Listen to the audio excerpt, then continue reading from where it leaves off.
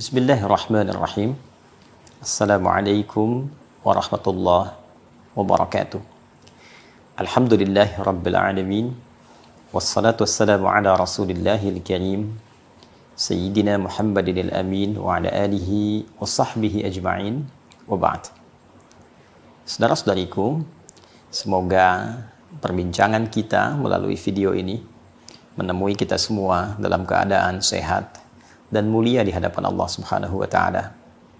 Lebih dari itu, semoga Allah senantiasa menganugerahkan hidayah dan taufik terbaik kepada kita semua, sehingga mampu menjalani aktivitas kehidupan di dunia ini yang bernilai baik di hadapan Allah, sehingga nyaman kita bawa pulang saat kembali kepada Ilahi Rabbi. Saudara-saudariku, beberapa hari ini ada permintaan dari sebagian teman-teman untuk bisa memberikan pandangan pada satu persoalan yang kiranya mungkin banyak dibincangkan beberapa hari ini terkait dengan pelaksanaan sholat berjamaah yang di dalamnya terdapat susunan shaf yang bercampur antara laki-laki dan perempuan dalam satu shaf yang sama. Bagaimana kiranya pandangan Al-Quran dan juga sunnah Rasulullah SAW terkait persoalan dimaksud yang tentunya dijelaskan dengan terperinci oleh para ulama-ulama bersanad sehingga sampai kepada kita tentang ketetapan hukum tersebut. Sebelum kita membahas pada inti persoalan, kita akan mencoba memberikan satu pengingat yang kuat terlebih dahulu bahwa sholat itu ditetapkan dalam syariat Islam sebagai ibadah yang paling pokok, paling penting, dan paling menentukan bagi setiap muslim. Salat ditetapkan sebagai ibadah yang paling pokok karena ia mengikat kepada setiap insan beriman yang telah baligh, yang dengan itu semua terikat ia untuk menunaikannya sebagai kewajiban yang mengoneksikan dirinya sebagai hamba kepada Allah Subhanahu wa Ta'ala 5 kali dalam sehari setiap pergantian waktu. Karena itulah disebut dengan sholat. Secara fikih kebahasaan ia bermakna doa, tapi secara akar bahasa ia juga memiliki akar yang serupa dengan kata silah, yaitu sesuatu yang tersambung, terkoneksi. Karena itu ketika seseorang menunaikan sholat, maka sejatinya ia sedang mengoneksikan dirinya kepada Allah Subhanahu wa Ta'ala dalam posisi yang menghamba, membuktikan penghambaannya kepada Allah.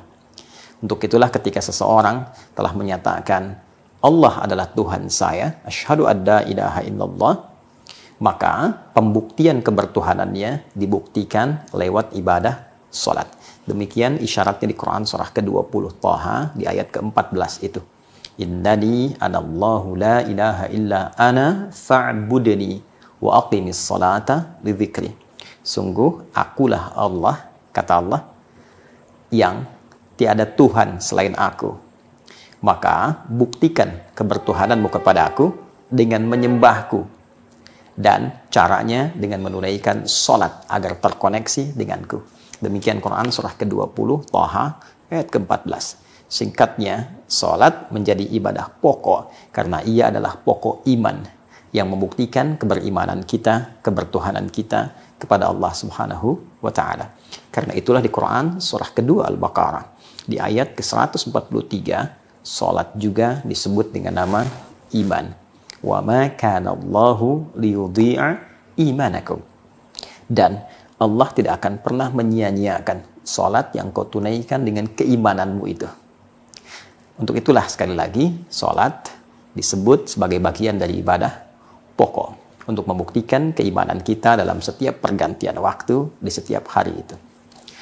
Salat juga menjadi ibadah yang sangat penting bagi setiap muslim karena hikmah di balik ibadah salat ini memberikan dampak langsung kepada perilaku mulia yang memberikan identitas sebagai seorang muslim. Ini yang diisyaratkan dalam Al-Quran surah ke-29 misalnya di ayat ke-45. Utlu ma uhiya ilaika minal kitab wa aqimis salah. Inna salata tanha 'anil fahsya wal munkar. Baca, pahami, pelajari, amalkan setiap petunjuk yang diturunkan kepada Rasulullah Sallallahu Alaihi Wasallam. Setelah dipahami itu, amalkan. Di antaranya, tunaikan sholat dengan cara yang benar. Sholat yang benar, yang ditunaikan sesuai petunjuk Rasulullah Sallallahu Alaihi Wasallam itu, maka ia akan memberikan dampak pada pelakunya, merubah ia menjadi lebih baik, membebaskan ia dari dua sumber keburukan. Fahsya, keburukan yang bersumber dari syahwat. Pornografi, LGBT, kata-kata jorok, kotor, zina, itu fahsya. Pelaku sholat akan tercegah dari perbuatan fahsya. Mungkar, perbuatan yang diingkari oleh hati yang bersumber dari nafsu perut dan akal. Korupsi, menipu, hoax, berselisih, bertengkar, merampok, membunuh, dan selainnya, itu adalah perbuatan mungkar. Jadi orang-orang yang sholat, bila sholatnya benar ditunaikan sesuai dengan petunjuk Rasulullah SAW, maka sholat itu selain mampu mengoneksikan diri dengan Allah, juga menjaga dirinya agar terbebas dari dua sumber keburukan utama. Itulah yang menjadikan sholat itu penting bagi setiap muslim, karena bukan hanya menampilkan puncak kebertuhanannya kepada Allah, tapi juga dampaknya bisa merubah perilakunya menjadi lebih baik. Maka dari itu, orang-orang yang dulu berislam, ketika diperintahkan menunaikan sholat dan ditunaikan dengan benar, berhasil merubah status mereka, mengangkat derajat mereka lebih mulia dari jahiliyah menjadi khairu ummah. Dulu, orang yang sholatnya benar berubah langsung menjadi baik. Jika ia menjadi pejabat, maka ia jadi pejabat yang baik. Jika ia hartawan, maka ia menjadi hartawan yang baik. Jika ia seorang ilmuwan, maka ia menjadi ilmuwan yang baik. Kebaikannya melahirkan aspek-aspek maslahat bagi siapapun yang terkait dengan aktivitas orang-orang dimaksud. 3, teman-teman, sholat menjadi sangat menentukan, karena saat kita kembali kepada Allah Subhanahu wa Ta'ala, sholat adalah amalan pertama yang akan Allah hisab, yang menentukan kebaikan atau ketidakbaikan amalan-amalan lainnya. Demikian diinformasikan oleh Nabi Sallallahu Alaihi Wasallam dalam salah satu hadis beliau yang sangat viral itu, Inna awwala ma yuhasabu bihil abdu yaumal qiyamati as-salah, atau kama qala Rasulullah Sallallahu Alaihi Wasallam. Sungguh amal pertama yang akan dihisab oleh Allah Subhanahu Wa Taala dan menentukan bagi setiap hamba itu salatnya. Idza salahat salahas sairu amali. Jika salat itu baik, maka ini menjadi indikator kebaikan amalan-amalan lainnya. Sebaliknya, jika salat itu tidak baik, maka ini menjadi pertanda bahwa ada permasalahan bagi amal-amal selanjutnya yang pernah ia kerjakan. Karena itu salat menjadi pokok, salat menjadi penting, dan salat begitu menentukan bagi setiap muslim, dunia dan akhiratnya. Dunia merubah perilakunya menjadi lebih baik, terkoneksi dengan Allah, dan akhirat menjadi penentuan hisab saat kembali kepada Allah untuk mendapatkan rahmat Allah Subhanahu wa Ta'ala berupa ridha dan surganya. Saking tingginya nilai sholat itu, karena terkait dengan 3 hal utama tadi, maka Allah Subhanahu wa Ta'ala mengatur ketentuan sholat dengan begitu luar biasa detailnya. Bahkan perintah sholat diberikan di tempat terbaik, bukan tempat-tempat biasa, bukan tempat-tempat yang sering dipijak, tapi dianugerahkan oleh Allah bahkan dalam peristiwa Isra dan Mi'raj. Salat selain waktunya ditetapkan dengan teratur. Turun Quran surah keempat ayat 103. Innas salata kanat 'alal mu'minina kitaban mauquta. Salat bagi setiap insan beriman telah diatur waktunya, dari mulai subuh sampai dengan malamnya. Setelah teratur diminta oleh Allah untuk menjaganya. Turun Quran surah kedua ayat 238. Hafidhu 'alas salawati was salatil wusta wa qumu lillahi qanitin. Jagalah oleh kalian waktu-waktu salat. Saling menjaga, khususnya salat pertengahan. Setelah tahu waktunya, jaga, tunaikan dengan penuh kekhusyuan. Diperintahkan kepada Rasulullah SAW untuk mengajarkan bagaimana cara menunaikan salat itu. Baik menerangkan syaratnya, rukunnya, penunaian dikala sendirian, dan keutamaan saat ditunaikan dikala berjamaah. Karena itulah Nabi saking jelasnya mengutarakan tentang petunjuk sholat ini sampai mengatakan sallu kama ra'aitumuni usalli. Sholatlah kalian seperti kalian melihat aku menunaikan sholat. Contoh aku, lihat aku bagaimana menunaikan sholat ini. Itulah sebabnya akidah kita saat bersyahadat diikat dengan dua komitmen utama. Asyhadu an la ilaha illallah, kebertuhanan kita yang menegaskan tidak ada Tuhan selain Allah. Yang dengan kebertuhanan itu, kita juga berkomitmen untuk menyembahnya. Bagaimana cara menyembah Allah? Wa asyhadu anna Muhammadan Rasulullah. Maka caranya adalah dengan cara mengikuti petunjuk, contoh keterangan dari Rasulullah Sallallahu Alaihi Wasallam. Dalam konteks pertanyaan atau perbincangan yang disampaikan kepada kita, bagaimana cara menyusun saf secara berjamaah yang dicontohkan oleh Rasulullah Sallallahu Alaihi Wasallam.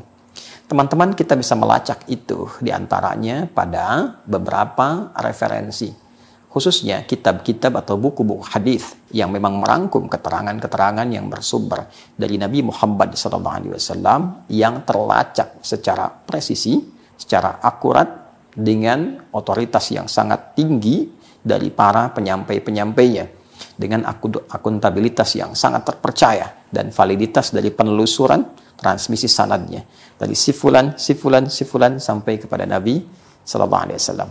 Di antara kriteria dimaksud ditemukan dalam hadis riwayat Imam Muslim. Ya. Di Kitabus Shalah, kitab yang keempat, topik tentang salat. Dalam Sahih Muslim itu setidaknya ada puluhan topik yang merangkum tentang keterangan Nabi Sallallahu Alaihi Wasallam. Kita temukan dalam topik yang keempat, subtopik yang ke-28. Ya. Di sini di halaman 145. Ya, ini betul ya, subtopik ke-28, bab taswiyatus sufuf. Ya, subtopik tentang bagaimana meluruskan saf wa iqamatiha dan bagaimana menegakkannya atau wa iqamatuha wa faddul awwal fal awwal minha, lalu menyusunnya dari urutan yang paling depan, kemudian selanjutnya. Maka di subtopik ini, subtopik ke-28, topik yang keempat, subtopik ke-28, nomor hadis 440. Kita akan temukan keterangan sebagai berikut. Baik, Imam Muslim menerima dari Zuhair bin Harb. Haddatsana Zuhair bin Harb, haddatsana Jarir. Kemudian Zuhair bin Harb menerima dari Jarir, an Suhail an Abi, dan Jarir menerima dari Suhail dari bapaknya, an Abi Hurairah radhiyallahu taala anhu, dan beliau ayahnya Suhail menerima dari sahabat Abu Hurairah radhiyallahu taala anhu. Jadi ini saya buka dulu untuk menunjukkan bagaimana ketersambungan informasi dari Imam Muslim terus kepada sumber A1-nya menuju pada keterangan Rasulullah sallallahu alaihi wasallam. Jadi mendapati langsung dari Nabi, sahabat Abu Hurairah terus ke Imam Muslim, dan kita dapati informasi Imam Muslim ini dalam kitab yang kita baca sekarang.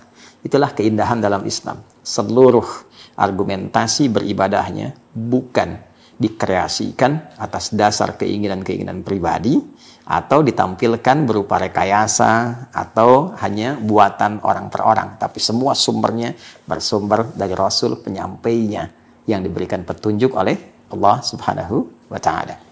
Baik, qala Rasulullah sallallahu alaihi wasallam, Rasulullah SAW pernah bersabda, khairu sufufir rijal awwaluha wa syarruha akhiruha. Saf para lelaki itu yang terbaik adalah yang terdepan. Wa syarruha, dan yang tidak baik, ya maksud tidak baik ini urutan yang rendahnya. Ya, kalau tadi urutan yang paling bagusnya, urutan terendahnya akhiruha, itu yang paling belakangnya. Nah, jadi ini ada motivasi dari Nabi Sallallahu Alaihi Wasallam untuk mengejar posisi yang paling depan, paling awal. Siapa yang datang, ayo maju saf duluan, susun sampai rapi. Selanjutnya saf berikutnya, saf berikutnya, saf berikutnya. Maka orang yang bisa mendapatkan saf yang paling depan itu diunggulkan oleh Nabi Sallallahu Alaihi Wasallam, diapresiasi. Ini orang yang paling baik, ya, karena bisa menyiapkan waktunya, tenaganya, pikirannya, menyiapkan waktunya untuk mendapatkan saf yang paling depan. Ya, selanjutnya orang-orang yang mendapati yang berikutnya sampai yang paling belakang disifati oleh Nabi Sallallahu Alaihi Wasallam dalam konteks menyusun saf itu saf yang paling rendah urutannya. Ini wajar ya, sebagai bagian dari motivasi. Sebaliknya, wa khairu sufufin nisa'i akhiruha wa syarruha awwaluha. Sedangkan untuk saf perempuan itu paling belakang. Ya kan? Paling belakang. Dan dipandang yang paling rendah kalau ia mengejar ya yang depannya. Nah, ini apa maksudnya nih? Ya, ini apa maksudnya? Apakah kalau sudah ada saf perempuan sudah dibatasin tiba-tiba paling jelek di depan, paling bagus di belakang? Ya. Nah, ini bukan itu maksudnya. Ya. Yang dimaksudkan oleh Nabi Sallallahu Alaihi Wasallam di sini adalah seperti dikomentari oleh Al-Imam An-Nawawi. Jadi kalau kita melihat kepada syarah Sahih Muslim ini, ya ini yang kitab saya yang ini tanpa syarah, ada satu lagi yang bersyarah 9 jilid, syarah Imam An-Nawawi. Beliau menjelaskan bahwa yang dimaksud oleh Rasulullah Sallallahu Alaihi Wasallam di sini adalah bagaimana menempatkan saf laki-laki dan perempuan itu supaya tidak bercampur. Ya, adami mukhalatatir rijali ya ma'an nisa, ya supaya tidak ada ketercampuran antara laki-laki dan perempuan. Karena itu diatur supaya yang laki-laki mendapati saf yang paling depan, perempuan itu di belakang, maksudnya berjarak dengan laki-laki. Jangan mengejar untuk menempel kepada laki-laki, ya, diambil jarak supaya tidak ada percampuran antara laki-laki dan perempuan. Demikian ya yang disampaikan penjelasannya oleh Al-Imam Ad-Nawawi. Untuk itulah bahkan Al-Imam Al-Ghazali ya rahimahullah dalam kitabnya Ihya Ulumuddin itu pernah menyampaikan satu pendapat yang dipraktekkan sampai kini oleh masyarakat kita. Dan jangan lupa Imam Al-Ghazali itu juga faqih, seorang ahli fikih dan punya kitab ya penjelasan-penjelasan dalam fikih bermadzhab Asy-Syafi'i.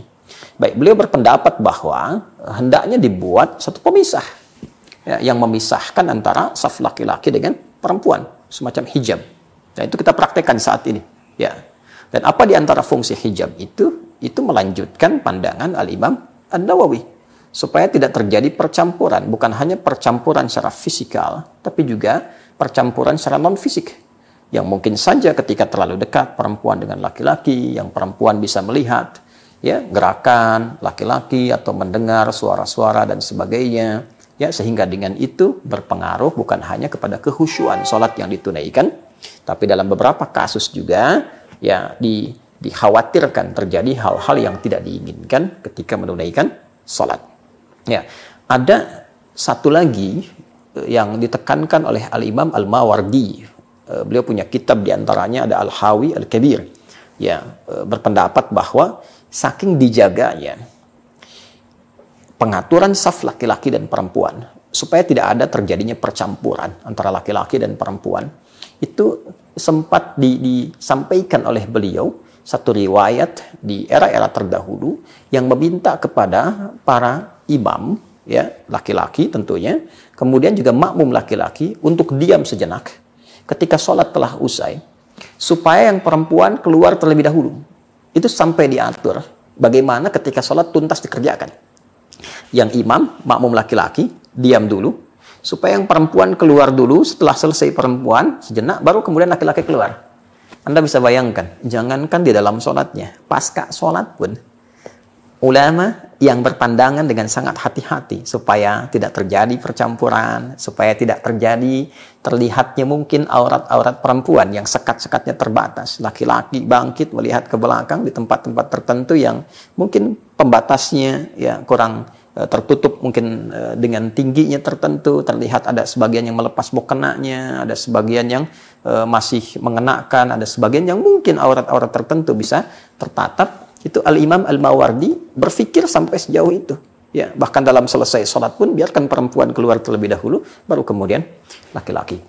Nah, beberapa pandangan ulama ini memberikan kesan kepada kita bahwa bagaimana sholat itu bukan hanya penting ditunaikan dengan penuh kehusyuan, pemenuhan terhadap syarat dan rukun, tapi juga bagaimana adab akhlak dalam penunaiannya diatur supaya tetap menjaga nilai-nilai ketaatan dan kemuliaan di hadapan Allah Subhanahu wa taala yang mengikuti petunjuk Rasulullah sallallahu alaihi wasallam.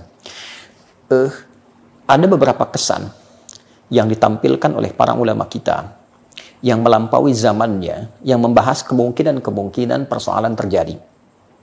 Karena di era terdahulu, kiranya jarang didapati atau mungkin juga tak pernah didapati ada perempuan bercampur sholatnya dengan laki-laki.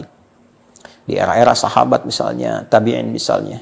Tapi para ulama kita itu sudah mendiskusikan bagaimana kalau ada perempuan yang bercampur dengan laki-laki di satu saf yang sama. Maka di sini dibagi pada dua bagian oleh para ulama. Yang pertama, jika percampuran dimaksud tidak diiringi dengan adanya pemisah. Laki-laki langsung perempuan, perempuan lagi, laki-laki lagi. Atau laki-laki, perempuan, laki-laki tanpa ada pemisah. Yang memungkinkan adanya sentuhan, ya kan? Baik secara fisik ataupun tak langsung, ya, karena fitrah itu kan tak bisa ditolak, keberpasangan, ya kan? Saling hasrat dan sebagainya, ya kan? Ketika itu terjadi, maka yang pertama ini, kasus pertama dianggap salatnya tidak benar, ya, salatnya batal, salatnya tidak memiliki nilai dalam sahnya salat. Baik, ini sepakat para ulama, tidak ada perbedaan di dalamnya. Jika dalam konteks penunaian itu ada sekat, misal ini laki-laki, kemudian disekat, apakah dengan kursi atau yang lain, lalu ada perempuannya, lalu ada laki-laki lagi dan seterusnya. Maka di sini terbagi dua pandangan ulama. Nah, ulama Hanafiyah berpendapat bahwa berpotensi sholat demikian membatalkan untuk yang laki-laki. Ya, dianggap sholatnya batal untuk yang laki-laki. Sekalipun yang perempuan, ya, bisa benar menunaikannya. Benar dalam artian itu dia dari takbir sampai salam, mungkin dia benar menunaikan. Walaupun statusnya bermasalah juga. Jadi dalam konteks berjamaahnya, statusnya tetap bermasalah. Tapi yang laki-laki dianggap batal. Karena boleh jadi ada hasrat-hasrat tertentu, atau ada dalam penunaiannya gambaran-gambaran tertentu yang mungkin berpengaruh dengan keberadaan perempuan yang sholat di sampingnya. Itu pandangan Hanafiyah. Sementara mayoritas, ada Syafi'iyah, ada Malikiyah sebelumnya, juga ada Hanabilah berpandangan statusnya makruh. Sangat tidak disukai. Kan? Jadi walaupun ada yang menunaikan berjamaah di laki-laki, sekat perempuan, sekat laki-laki dan sebagainya, maka status berjamaahnya sangat tidak disukai. Makruh. Ya, Anda datang memenuhi undangan. Ya kan? Diatur oleh yang mengundang.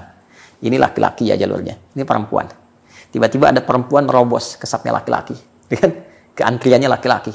Baik, ketika sudah sampai ke depan, yang menerima, ya, yang mengundang itu ketika akan menerima sudah tahu itu bagiannya perempuan, yang ini kok di laki-laki, ya, maka nampak ekspresi ketidaksukaan, ketidaknyamanan, ya, walaupun mungkin dalam kondisi itu melihat sudah ada di depan nih, ya kan, tanggung nih, walaupun disekat nih 1, 2, tapi dia memaksa ingin masuk di bagian laki-laki, ya, yang terjadi seharusnya kan ada yang melarang, ya kan, ini jalurnya ibu, ini jalurnya bapak.